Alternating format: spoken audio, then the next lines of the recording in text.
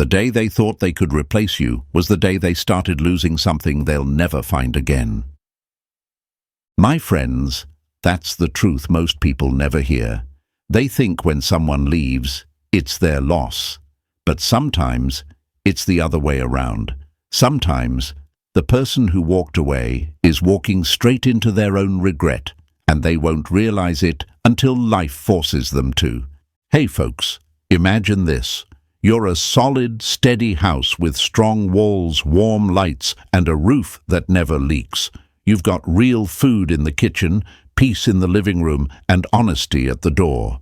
But someone who doesn't understand stability walks out of that house to chase a shiny carnival outside. Flashing lights, loud music, cheap prizes. It feels exciting at first. It feels like better. But carnival lights always turn off. The music stops, the rides close, and when the noise dies, they realize they left a home for a temporary show. That's what happens when they choose wrong. At first, they swear it's an upgrade. I'm happier now. We just weren't a match. I needed something different. You've heard these lines before, right? They sound so confident. But a lot of that confidence is just fear wearing a mask. We've been sold a big lie, my friends. The lie that if they move on quickly, it means you didn't matter. The lie that if they're happy with someone new, it means you were the problem. The lie that if they're silent, they're over you. Stoicism cuts through those lies like a blade. It says, facts over feelings, reality over stories. And reality is simple. People can post smiles and still be empty. They can hold someone's hand and still think of you.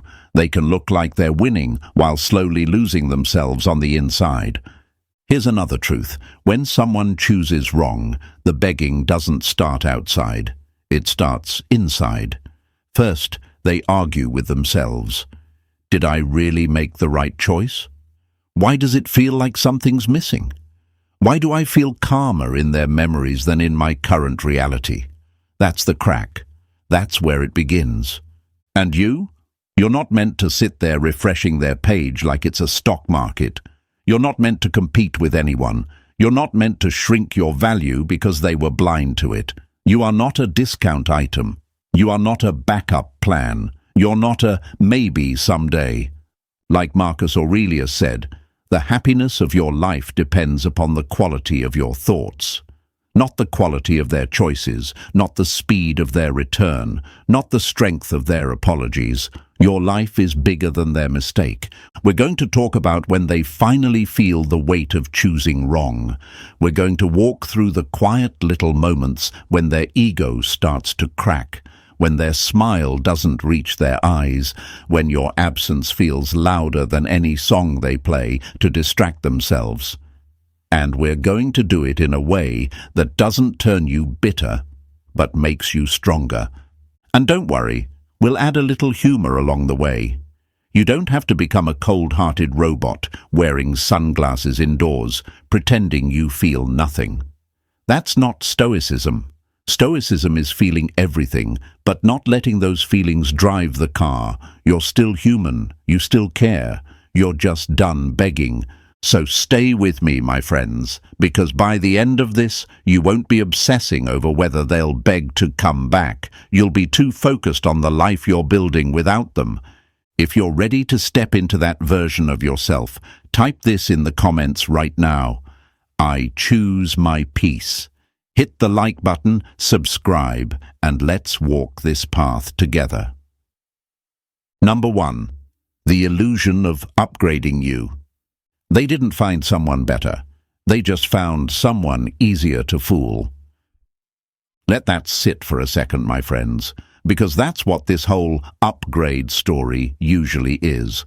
A comfortable lie the ego tells itself to avoid looking in the mirror. When they walked away, they didn't say, I'm choosing wrong. Of course not. They said, I've outgrown this. I deserve better.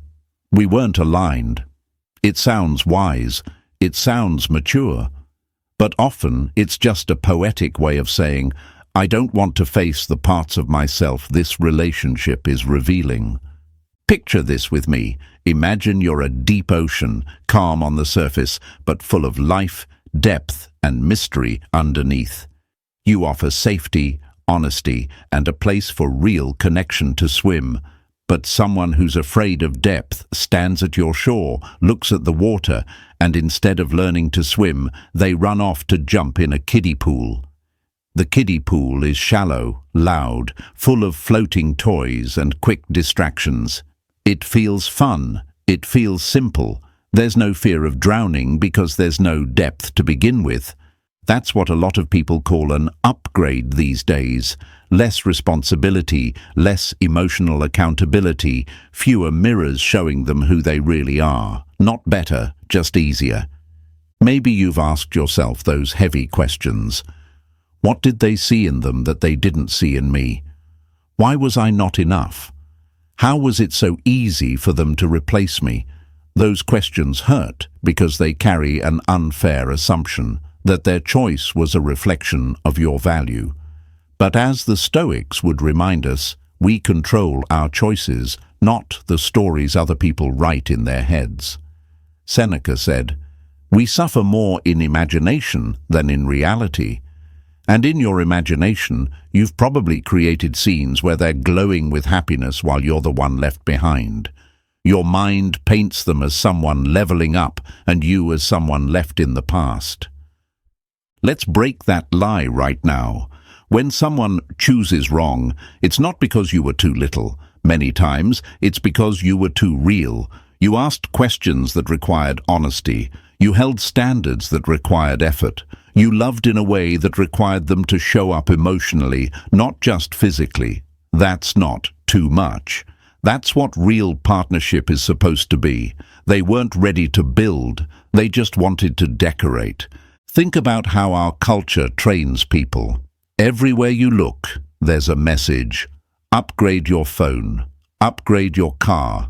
Upgrade your lifestyle. If you're not constantly getting more, you're losing. So people start treating relationships like apps. Swipe, download, delete, replace. They think, if something feels hard, I should just trade it in.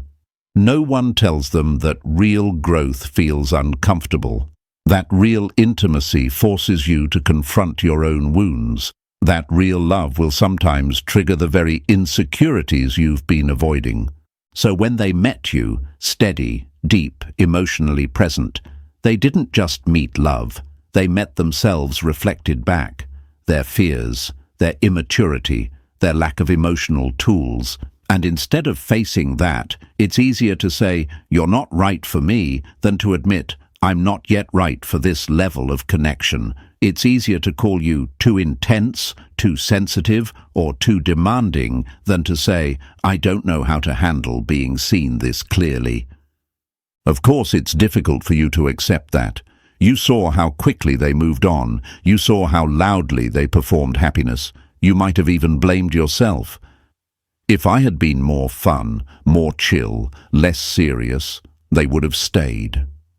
But my friends, you weren't brought here to shrink into a version of yourself that feels safe for someone else's comfort zone. You were meant to grow, not to disappear. Remember this, people don't always leave for someone better. Sometimes they leave for someone who doesn't require them to grow, someone who won't ask them to heal, someone who lets their bad habits stay unchallenged. And in a world where accountability feels like attack to the unhealed, the one who asks for honesty will always look like the problem. For a while, until life catches up. Why do they think like this? Fear. Fear of responsibility. Fear of vulnerability. Fear of not being enough if they really try.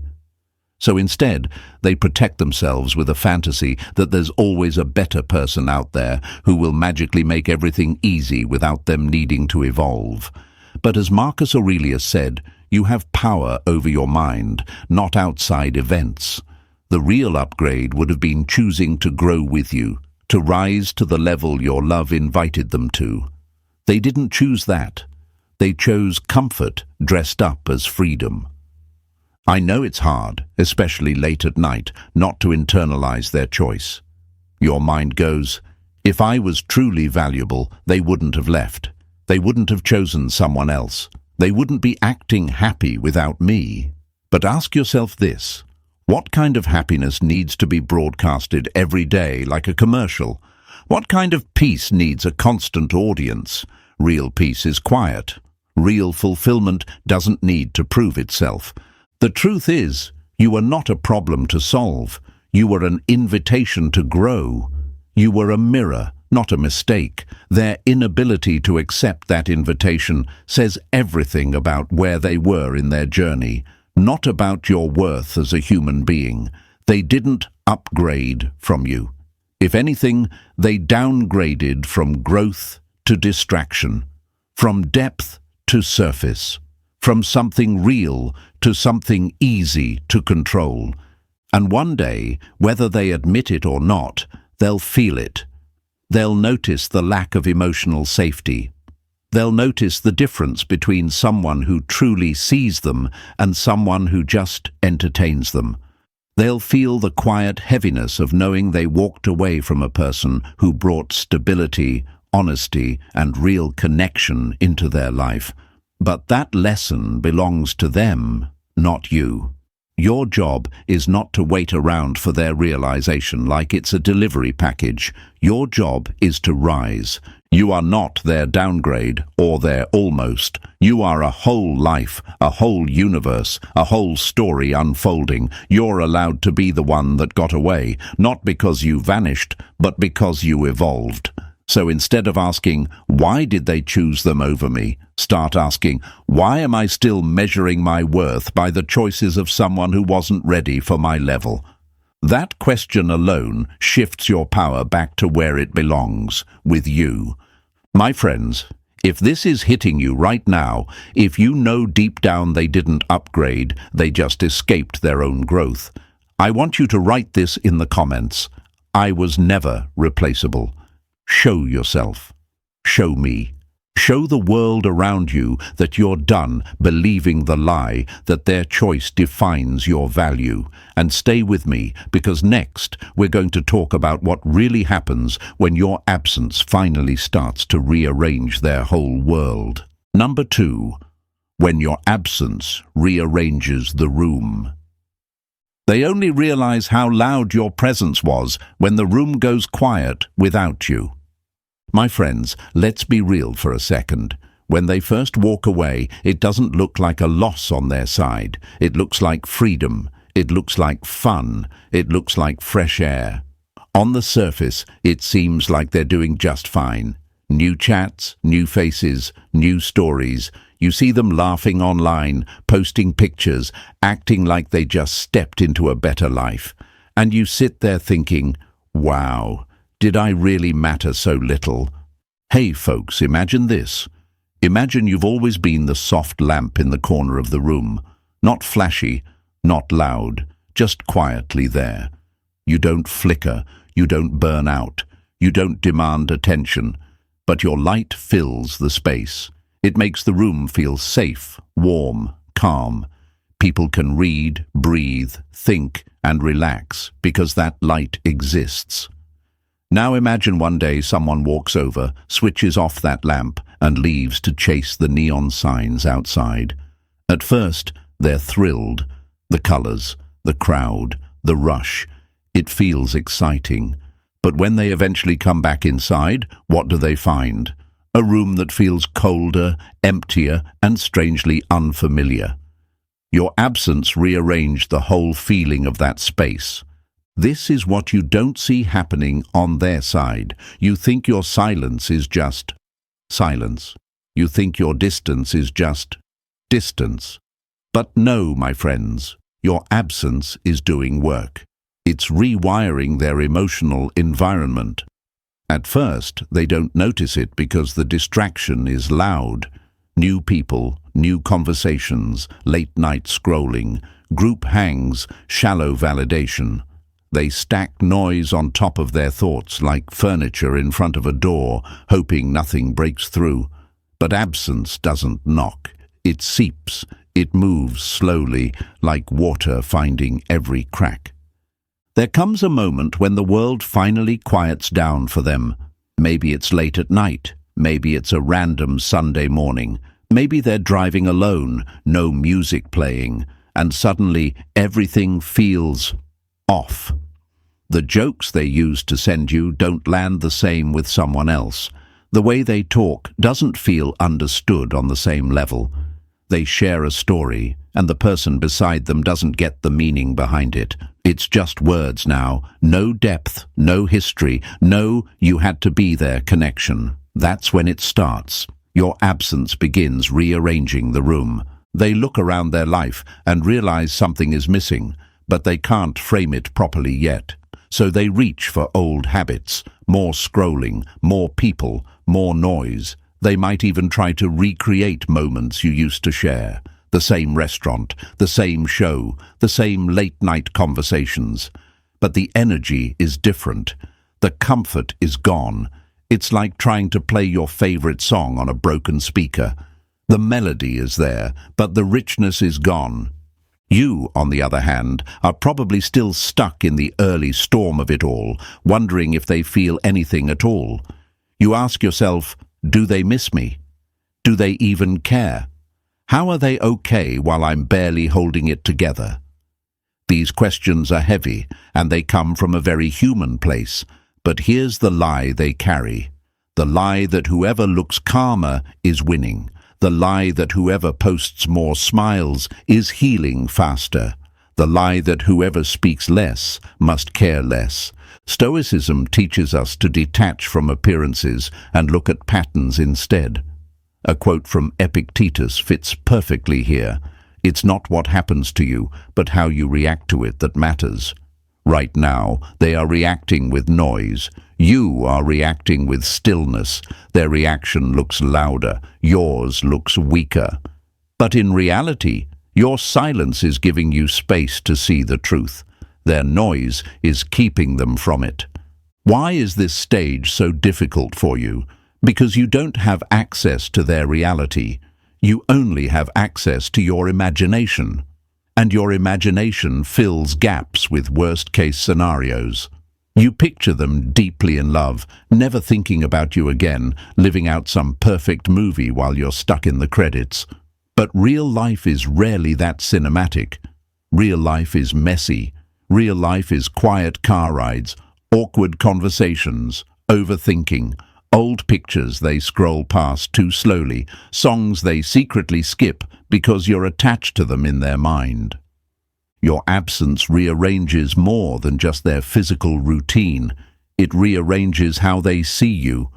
When you were always there, texting, explaining, forgiving, fixing, they didn't have to think deeply about what you really meant in their life. You were just available energy. Now you're not. Now there's a gap, and nature hates a vacuum. The mind hates unanswered spaces. So they start filling that gap with memories. The way you listened, the way you calmed them down when they were anxious, the way your voice made them feel more grounded, the way your presence made even boring days feel less empty. They may not call it missing you yet. Pride will come up with a nicer label. I'm just nostalgic. I just miss the routine. I just miss talking to someone. But underneath those soft labels is a harder truth. Your absence is loud. It might take weeks, it might take months, but there will be a moment when they sit in a familiar place, doing ordinary things, and suddenly it hits them. None of this feels the same without you. That's not romance. That's reality catching up. That's the emotional bill arriving for the choice they made. My friends, the important part here is not whether they feel it. It's what you do while they do. This is where a lot of people break their own progress. They sense that their absence is being felt and rush back in to comfort the very person who created the wound. They start thinking, if they're starting to realize, maybe I should help them.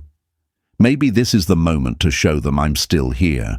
But ask yourself, did they give you that same care when you were rearranging your entire world around their absence?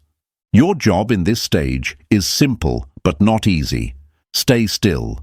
Stay grounded. Let your absence do its work without you trying to manage their feelings. You are not their emotional babysitter. You are not their safety net on demand. You have the right to let them sit with what they chose.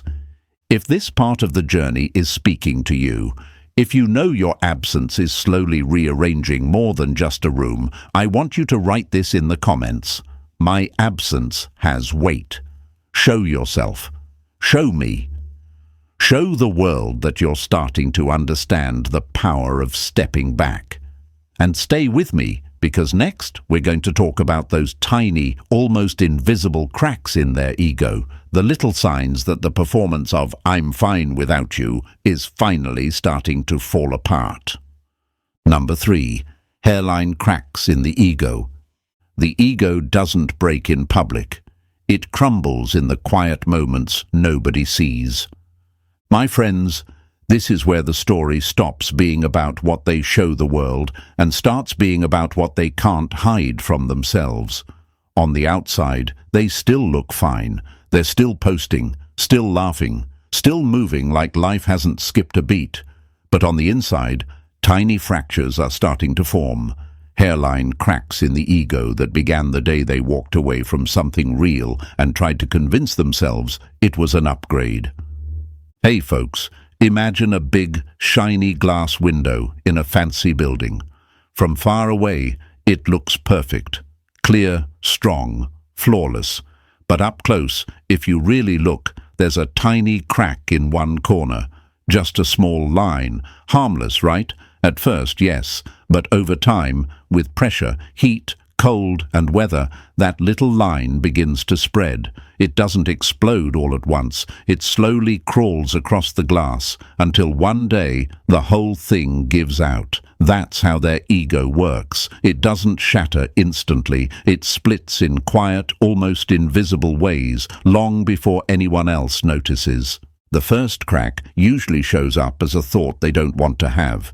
It might sound like, "Did I actually make the right choice?" Or, "Why does this not feel as good as I thought it would?" They push it away quickly. Pride jumps in and says, "Don't be dramatic. You're fine. You're happier now." So they keep moving. More distraction, more noise, more pretending. But the thought has already happened. The crack already exists. Then another moment arrives. They hear your name in conversation and something tightens in their chest. They scroll past your profile a little too slowly, then pretend it was an accident. They see a date, a place, or a song that belongs to a memory with you, and for a split second, they're back there, not in the drama, in the calm, in the way they felt safe, grounded, seen. They shake it off. They say things like, "It's just nostalgia," or "It's just habit." But you and I both know, my friends, that's not habit, that's impact. You might be sitting there thinking, if they feel any of this, why don't they just admit it? Why don't they say something? Why do they keep acting like nothing ever touched them? Because ego hates humility. Ego hates admitting, "I messed up." Ego hates saying, "I walked away from someone who actually cared." So instead, it builds stories. "We weren't meant to be. They were too emotional. I needed someone different." These lines are not wisdom, they're armor, and the more cracks form beneath that armor, the heavier it becomes for them to carry. Stoicism teaches us to focus on reality, not appearance. Marcus Aurelius wrote, "If it is not right, do not do it. If it is not true, do not say it." Deep down, they know something isn't right. But instead of facing that truth early, they keep performing. They keep repeating the same script. "I'm good, I'm better, I'm over it." Meanwhile, their nervous system is telling a different story. Sleep doesn't feel as restful. Quiet moments feel heavier. Little irritations hit harder. That's what unresolved regret feels like before it has a name. Another crack appears when life stops cooperating with their fantasy. Maybe the new relationship starts to feel shallow. Maybe the attention they were chasing doesn't actually soothe them. Maybe the people hyping them up don't really understand them. They realize they can talk to many, but connect with few. And in those moments when the mood drops and the room feels crowded but lonely, a thought slips in again. It felt different with them. You know who them is. It's you. Here's the part that messes with their head the most. Your reaction, or rather, the lack of it. Before, they could count on you to break the silence, to check in, to send a long paragraph explaining how you feel, to offer another chance. You were their emotional safety net. Now, that safety net is gone. They check their phone, and there's nothing from you. Days go by, weeks. The old pattern, where they could do something hurtful and you'd eventually reach out, no longer exists. That absence doesn't just rearrange the room, it exposes the cracks in their confidence.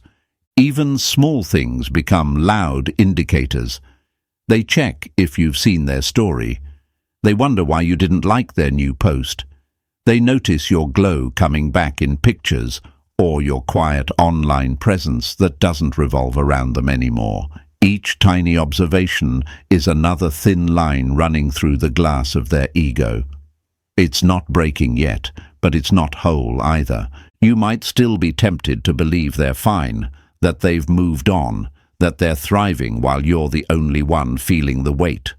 But understand this, nobody escapes the truth forever. You cannot walk away from real connection without feeling the echo of it later. It might not look like tears in public. It might look like irritability, emotional distance with others, restless scrolling at 2 a.m. or zoning out in the middle of a conversation because their mind went back to a moment with you. Those are hairline cracks, subtle but deadly to the story their pride is trying to maintain. Why is this stage important for you to understand? Because it stops you from romanticizing their side of the story. It keeps you from falling into the trap of they never cared. Most times, it's not that they never cared, it's that they don't know how to handle caring. They don't know how to hold something deep without feeling exposed. They were never taught emotional courage, so instead of healing, they run. Instead of apologizing, they justify. Instead of admitting regret, they perform confidence. But if the performance was that solid, they wouldn't need so many props. My friends, your job in this chapter is not to fix their cracks. Your job is to let them exist. Let reality do what reality does. Let time apply pressure. Let silence reveal what words cannot. While their ego develops these quiet fractures, your spirit is being strengthened. While they are slowly realizing they walked away from something rare, you are learning to never again hand your worth to someone who's afraid of depth. If you're feeling this right now, if you know in your gut that the "I'm fine without you" act is not as solid as it looks, I want you to write this in the comments. Their cracks aren't my burden. Show yourself. Show me. Show the world that you're done carrying guilt for someone else's pride. And stay with me, because next we're going to talk about what happens when your glow starts returning.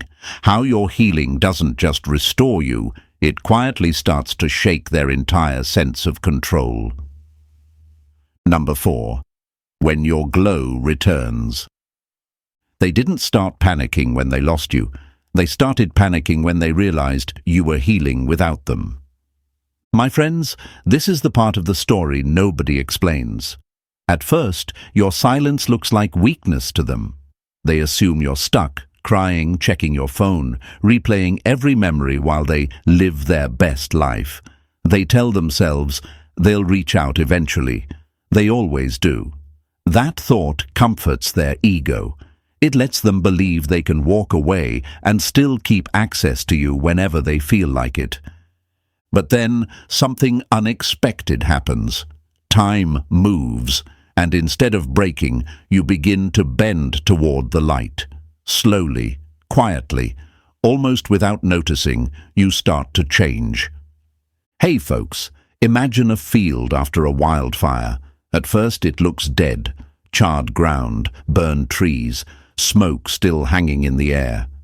Anyone passing by would think, nothing good can ever grow here again. That's how your heart feels right after they leave, burned, empty, done. But if you look closely, weeks later, something magical happens. Tiny green shoots start pushing through the ash. New life, fresh growth. Not in spite of the fire, but because of it.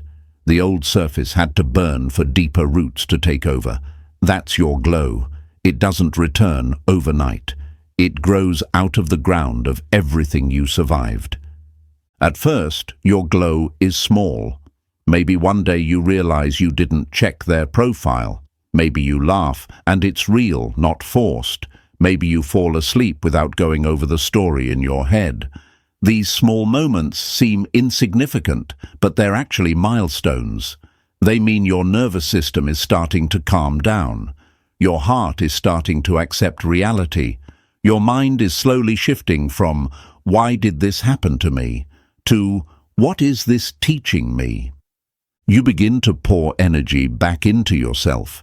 You focus on your body, your sleep, your food, your work, your goals. You reconnect with friends you faded away from. You pick up hobbies you dropped when you were too busy emotionally babysitting someone who didn't know what they wanted. You might even catch yourself in the mirror one day and think, "I look different." Not because your face has changed, but because your eyes don't look as desperate. There's a calm there, a softness that isn't begging, a strength that doesn't need to announce itself.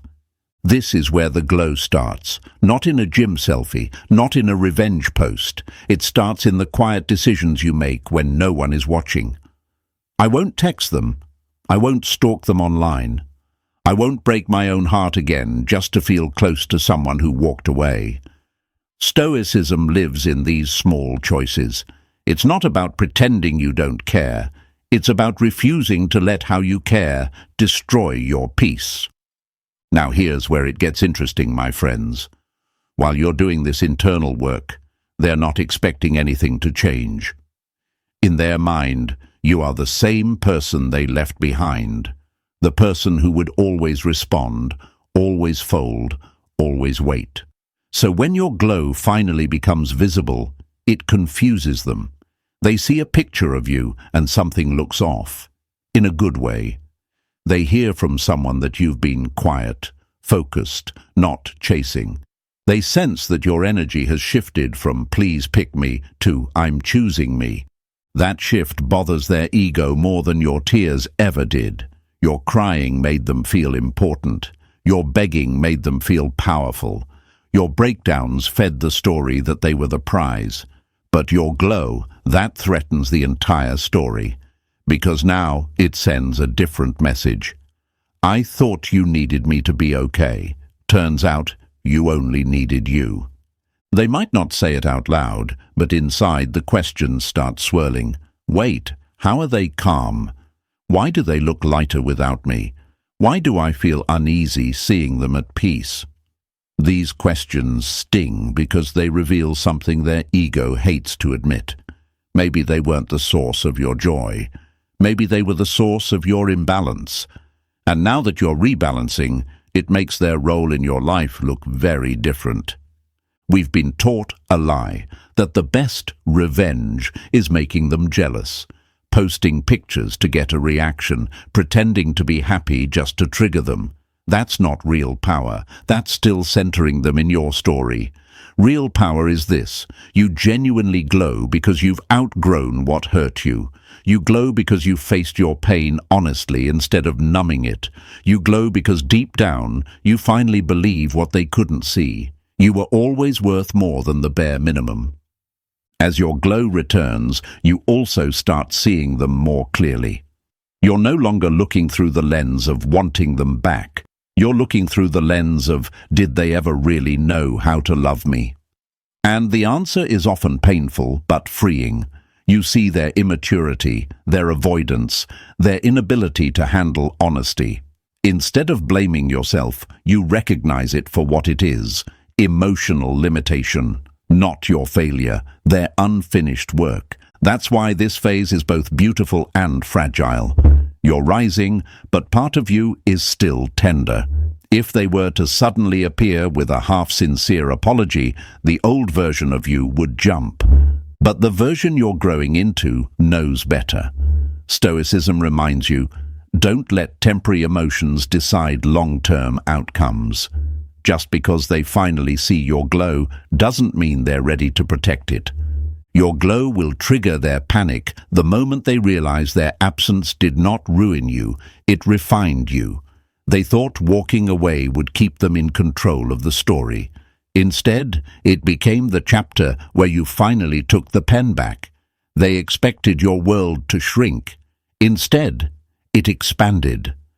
So let me ask you, my friends, are you ready to protect that glow? Are you ready to let your healing mean something, not just emotionally, but practically? That might look like stronger boundaries, fewer explanations, and a firm refusal to return to situations that drained you. Not because you hate them, but because you love your peace more. If you're feeling this, if you can sense your glow slowly coming back, I want you to write this in the comments. My healing is my power. Show yourself. Show me. Show the world around you that you're not just recovering, you're transforming. And stay with me, because next we're going to talk about what happens when your new calm collides with their old control, the moment their usual tactics stop working and the balance finally begins to flip. Number 5. The collapse of control. People don't panic when they lose you. They panic when they lose control over you. My friends, this is where things start getting very real. Up until now, most of the story has been happening quietly. Your absence rearranged the room. Tiny cracks formed in their ego. Your glow started returning. All of that was building to this turning point, the moment they realized their old tricks, their old patterns, their old "I know exactly how you'll react" script doesn't work on you anymore. Hey folks, imagine a person who's always had a remote control for a TV.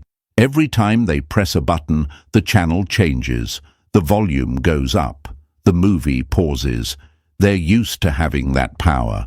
Now imagine one day they pick up the same remote, point it at the same TV, press the buttons, and nothing happens. No sound, no movement, no reaction. At first they think, maybe the battery is dead, so they press harder, tap it, shake it. Still nothing. That confusion, that frustration, that little surge of panic, that's what happens inside them when their old emotional remote no longer works on you. In the past, they knew your buttons. A late night "hey", a half-hearted apology, a nostalgic song sent out of nowhere, a sudden like on an old picture. They didn't need to commit, they just needed to stir you. They knew how to trigger a response, how to pull you back into conversation, how to get you to explain, to chase, to reassure them that they still mattered. That wasn't love, that was control dressed up as connection. So when they feel those first cracks in their ego, they reach for what's familiar. They send a casual message, something harmless looking. "How have you been?" Or, "Saw something that reminded me of you." On the surface, it looks sweet. Underneath, it's a test.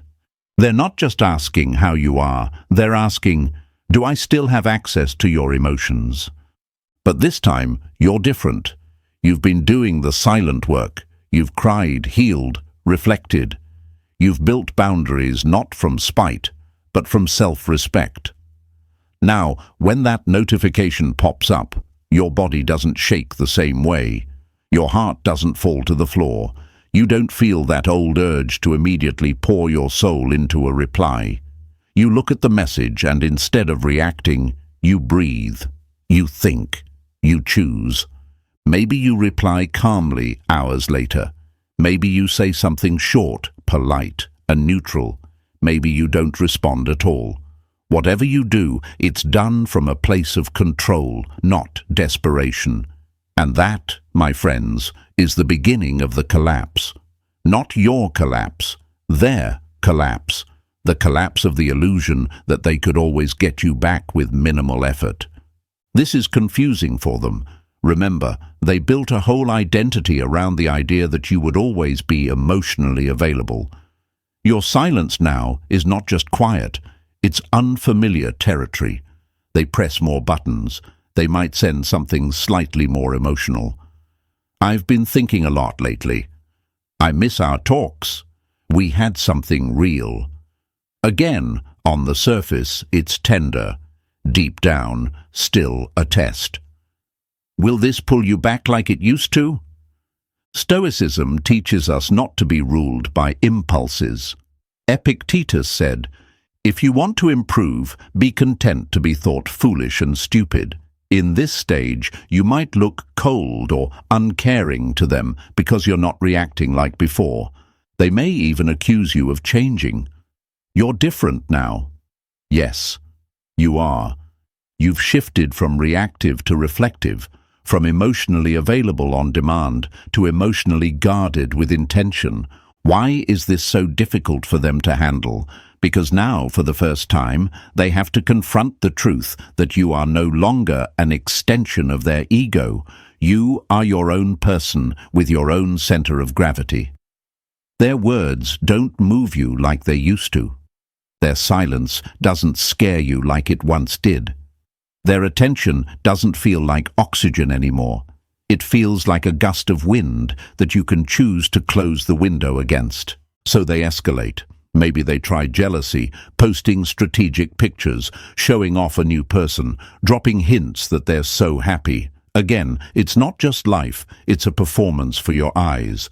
They want to know, will this shake you? Will this make you chase? Will this put me back in control?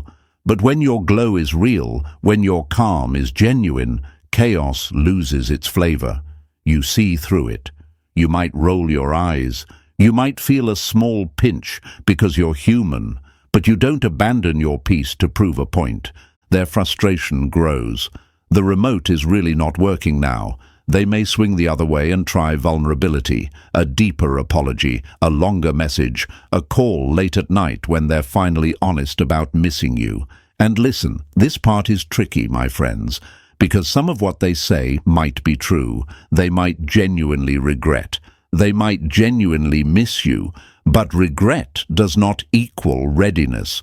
Missing you does not equal changed behavior. Emotion is not the same as evolution. This is where your emotional discipline is tested. Do you let their tears pull you back into the same pattern? Or do you remember how many times you cried alone while they felt powerful and in control? Do you confuse their panic with love?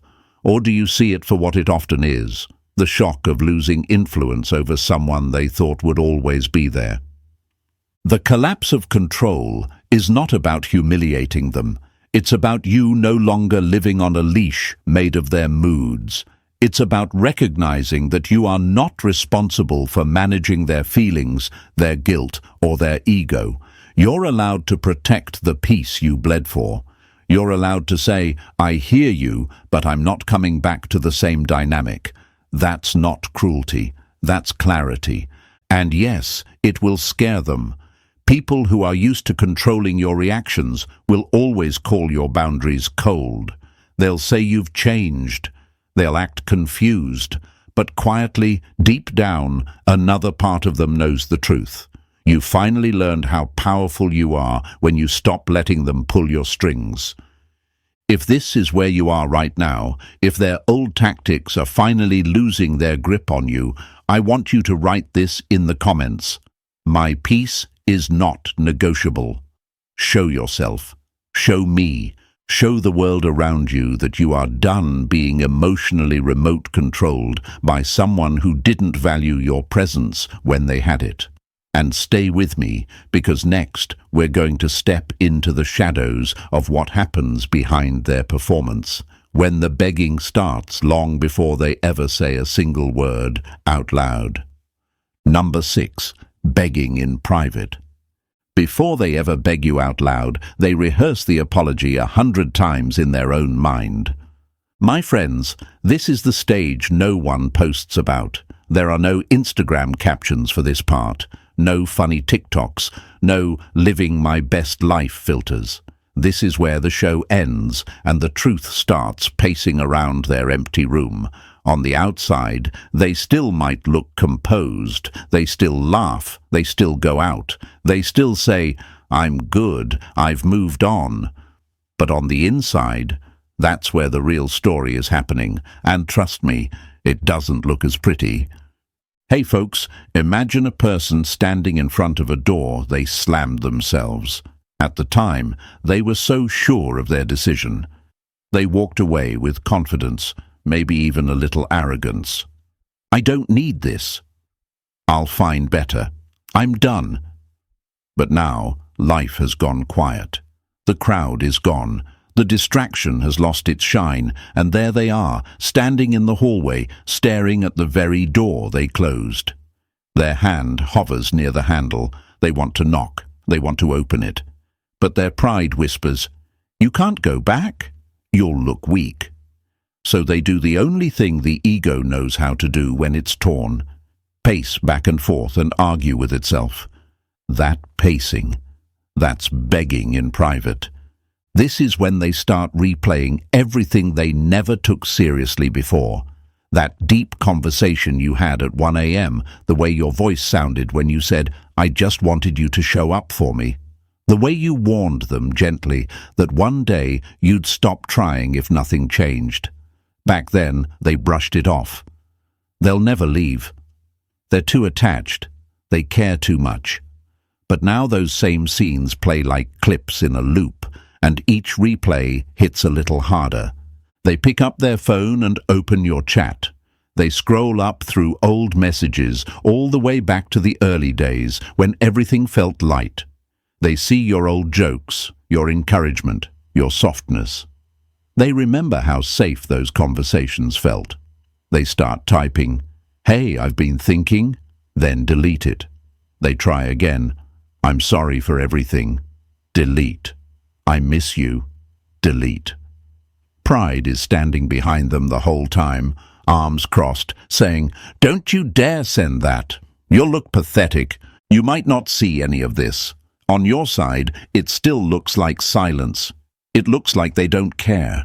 It looks like they're living in peace while you do all the healing. But that's the lie your hurt wants you to believe, that because they're not confessing it to you, they must not be feeling it at all. The truth. A lot of people would rather wrestle with their regret in private than risk being vulnerable in front of the very person they hurt. This is where their old lessons about emotions surface. Many of them were taught that softness is weakness, that admitting "I miss you" is losing power, that saying "I was wrong" is handing over control. So instead of reaching out, they start bargaining with themselves. Maybe it wasn't that deep. Maybe I'm just lonely. Maybe it's just a habit. But late at night, when the noise is gone and the room is still, those excuses don't hold. What's left is a simple sentence echoing in their mind: "I messed up." Stoicism doesn't ask you to celebrate their pain, but it does ask you to see the situation clearly. Epictetus said, "We cannot choose our external circumstances, but we can always choose how we respond to them." You can't control their private battles, their inner begging, their unsent messages. You also don't need to. Their regret is not your responsibility. Their growth is not your project. Their apology, if it ever comes, is not your reward. It's just a byproduct of reality finally catching up with them. Why is this part so dangerous for your heart? Because if you sensed even a glimpse of this, you'd be tempted to step in and rescue them from their discomfort. You'd think, if they're struggling, maybe I should make it easier. Maybe I should text first. Maybe I should open the door a little. That's your old self talking. the one who believed it was your duty to soften every blow for them, even the ones they created themselves. But my friends, if they never sit fully in the discomfort of their choices, they never truly learn from them. Begging in private looks like this. They hear a song and have to skip it because it drags your memory to the surface.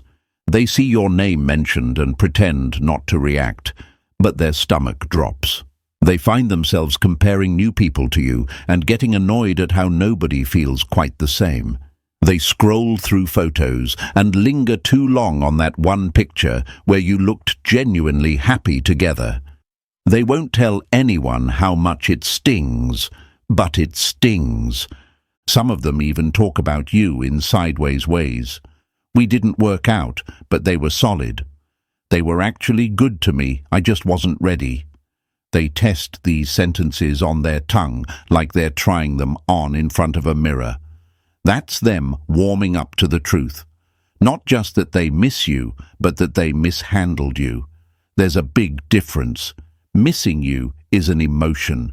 Recognizing they mishandled you is awareness. Awareness is what cracks the ego.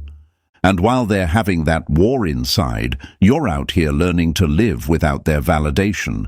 You're learning to comfort yourself. You're learning that your worth doesn't decrease because someone else couldn't see it. You're learning that it's not your job to go back and hold the door open for someone who slammed it shut. That's the part that secretly scares them the most. Not just that they might lose you, but that they might already have.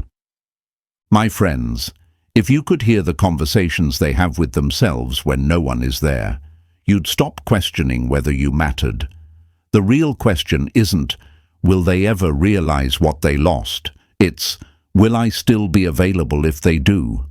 Stoicism invites you to build a life so grounded, so full, that their delayed awareness doesn't control your direction. If you can feel this chapter, if you know deep down they're wrestling with words they're too proud to send, I want you to write this in the comments. Their regret is their lesson. Show yourself. Show me. Show the world around you that you're done carrying the weight of their inner battles, and stay with me because next we're going to talk about what happens when that private begging finally pushes them to act. The attempted comeback, the tests, and how to stay unshaken when they finally reach for the door they chose to close. Number 7. The attempted comeback. Most people don't come back because they've changed. They come back because the old you doesn't exist anymore, and that scares them. My friends, this is the chapter so many of you secretly wait for, the moment the silence breaks. The moment the notification finally appears. The moment the person who chose wrong suddenly remembers your name. From the outside, it looks simple. They texted. But in reality, this moment is layered with ego, fear, regret, and a quiet shock that you are no longer the person they thought they could always return to. Hey folks, picture this. Imagine someone walking through a house they used to live in. They left on their own. They slammed the door, took their boxes, and told themselves they'd find somewhere better. But after wandering around in the world, cheap hotels, noisy parties, places that never quite felt like home, they find themselves back on your street. The lights in your house are still on. They walk up, fully expecting the door to be half open like it used to be. They reach for the handle, expecting it to turn easily, but this time it's locked, not out of hatred, not out of revenge, out of self-respect. That's what the attempted comeback feels like from their side. From your side, it starts as a small ripple. You're going about your day, maybe even having a decent one, when suddenly your phone lights up with a familiar name. For a split second, your heart might still jump, because you're human, not stone. Then you read the message. It's rarely a full confession at first. It's something soft, something light, something safe. Hey, long time. Saw something that reminded me of you. Hope you're doing well. On the surface, it's casual. Underneath, it's a survey. Are you still available? Do I still matter? Can I still access you if I want to? They're not just reaching out. They're checking your emotional temperature. They want to see if the old dance is still available. But here's where everything is different now. Your glow has returned. Your boundaries are real. Your silence has matured into self-control. You're not standing by the door anymore, rehearsing how fast you'll open it. You're inside your own life now. You have things to lose by letting chaos back in. As they test the waters, they might add more warmth. A second message. A memory. Remember when we... That's not random. That's a hook. They're trying to pull you back into the emotional space where they felt powerful, where you softened, where you forgave, where you forgot how much you hurt just to keep them close. They're not used to this new version of you who can read between the lines instead of getting lost in them. This is the moment Stoicism stops being theory and becomes practice. Marcus Aurelius said, "You have power over your mind, not outside events. Realize this, and you will find strength." You can't control that they've come back. You can't control their timing, their regret, or their motives. But you can control your response, not just what you text, but what you decide internally. They may try to sound healed. I've done a lot of thinking. I've changed. I see things differently now. And sometimes some of that might even be true. Pain changes people. Regret wakes them up. But here's the hard truth, my friends. Feeling sorry is not the same as being ready. Missing you is not the same as finally knowing how to love you. Wanting back in is not the same as being willing to do the daily work it takes to honor you. Why is this phase so dangerous? Because it touches your old wound and your new strength at the same time. Part of you remembers the hurt. Part of you remembers the good. Part of you wants to protect your heart. Part of you wants to believe maybe this time. That inner tug-of-war is normal. You're not weak for feeling it. You're human. But this time, you're not making decisions from desperation. You're making them from clarity. That's the difference. The attempted comeback is not the real test of them. It's the real test of you. Will you shrink back into the version of yourself that accepted crumbs just to feel chosen? Or will you honor the version of yourself who learned to breathe without them, sleep without overthinking, and smile without needing their validation? Will you let their return rewrite your progress? Or will you let your progress rewrite how you handle their return? You don't have to be cruel. You don't have to be dramatic. You don't have to perform strength. Real strength can be calm. It can be a simple, measured response. It can be taking your time to reply. It can be saying, "I appreciate the message, but I've outgrown what we had." It can even be silence if engaging would drag you back into a storm you worked so hard to escape. Stoicism isn't about building a stone wall around your heart. It's about choosing where your heart is safe to open. And here's the plot twist they never saw coming. Sometimes, by the time they finally become honest, you no longer feel the pull you once did. You listen, you understand, but you don't crave them anymore. You've made peace with losing them. You've made peace with choosing you. That's when the begging truly begins, not always with words, sometimes just with energy, with repeated attempts, with more effort than you ever saw when they actually had you. But you're no longer standing at the starting line waiting for their signal to move. You're already far along your own path. My friends, the real victory was never them saying, "I chose wrong." The real victory is you being able to say, "I choose better now." Better peace, better boundaries, better standards, better treatment. Whether that includes them or not is secondary.